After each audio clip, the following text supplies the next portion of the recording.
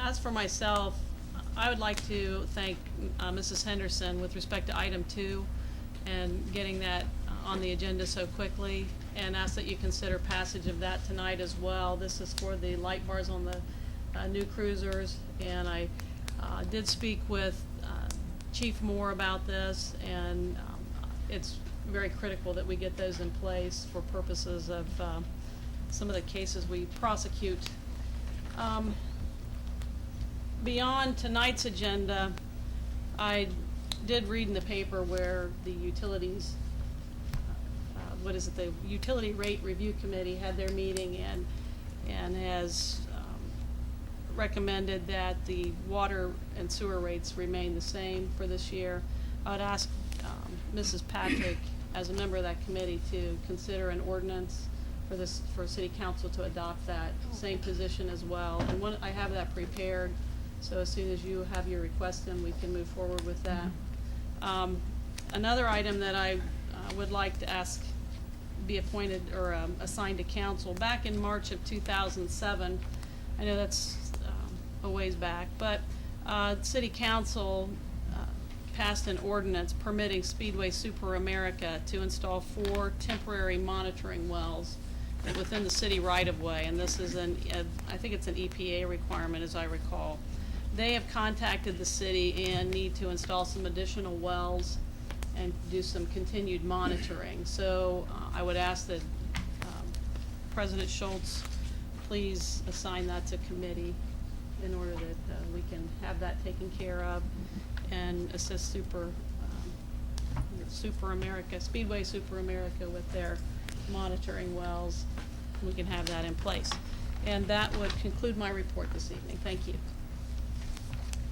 Okay, thank you.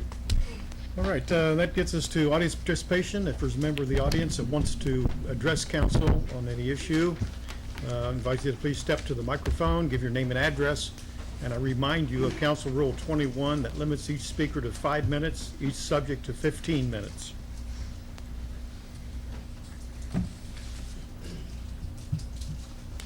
Thank you, Mr. President. My name is Lauren Mead. I live at 72 North Mulberry Street, and I'm here tonight filling in for Nancy King, who is not able to be here tonight. And I'm here to represent 3 preservation organizations that have joined together to address the issue of the use of the Carlisle building for city offices or municipal courts. First, I'd like to say that, just to give you a little bit of background, I'm an engineer, professional engineer and surveyor, and I served as city engineer back eons ago. I'm familiar with how you put together estimates and how you compare things. It was quite revealing, I think, by sitting in on your finance committee meeting. We heard a lot of things that we hadn't heard before. Some of the things were encouraging, and I don't want to steal the thunder from anybody from that meeting if there was going to be a report, but some of the things that were said were that you were going to ask for an extension from the owner of the AEP building, and that you were going to receive the cost from the owners and the architect for the use of the Carlisle building, so to be made as a comparison to the AEP use. We're in support of that. In fact, we have a letter that I'd like to pass out to you that will show you that we had a presentation of which some of the thunder has been stolen by your meeting that you had there.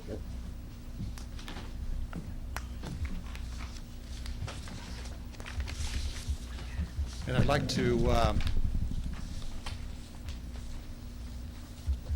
first off, the Chillicothe Conservancy, Chillicothe Restoration Foundation, and SCOPS have joined together in this effort. I think you're aware that 3 organizations volunteered to pay for a study, Schooley Caldwell and Associates, to look at the options for the use of the Carlisle building for city offices. That study has been concluded, And we do have, and there are representatives here tonight. The owners of the building are represented, the architect is not. But there are figures available that we have. We're not, I don't think we've got time this evening to present those to you, but I would like to see, I understand maybe through some personal conversations that the meetings are being set up to bring those to you. What we would like to see happen, I don't know whether it's possible, but we think it is some sort of a format in which these things are laid out and you have a comparison of the various options that were on the table. It sounds from the meeting that you had earlier that because of the stimulus money not possibly being available, that you may not be pursuing, possibly, the whole one-stop shop proposal at either location now. But you want to do something, and you want to possibly go with the municipal court proposal. That's what I heard from your earlier meeting, to go with the municipal court. If you had a format and you could lay it out, over here's the AEP, and over on the other side is the Carlisle building. You had the cost broken down. And then if you have somewhere where you can show the advantages or disadvantages for one versus the other, because what your costs don't show are the kinds of costs that aren't direct costs, they're indirect costs that might be associated with those. We're all for a fair, honest, thorough comparison of the two proposals, and we'll support that. And I personally, I like the AEP building. I think it's a great building. I love the Carlisle building. I had my office in there for a number of years. You've got a 100-plus-year-old building that's still there, survived the fire. I just kind of wonder, based on today's construction methods, what the AEP building will look like in 100 years.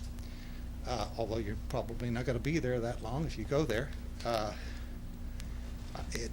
construction, I don't know how old is the AEP building, probably 20, 25 years old, something like that? 30 years old? Normally the roofs don't last over 30 years. You've got some costs potentially that are out there in the future that will have to be addressed.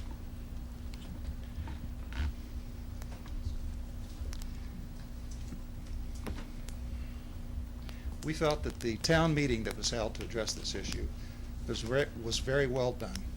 It brought the community in. It gave the community a chance to hear what the proposals were.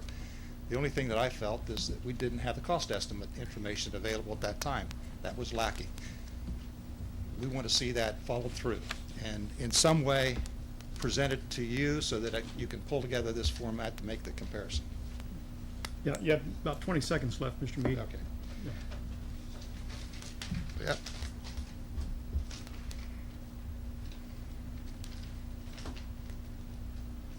That's all I have. Okay, thank you.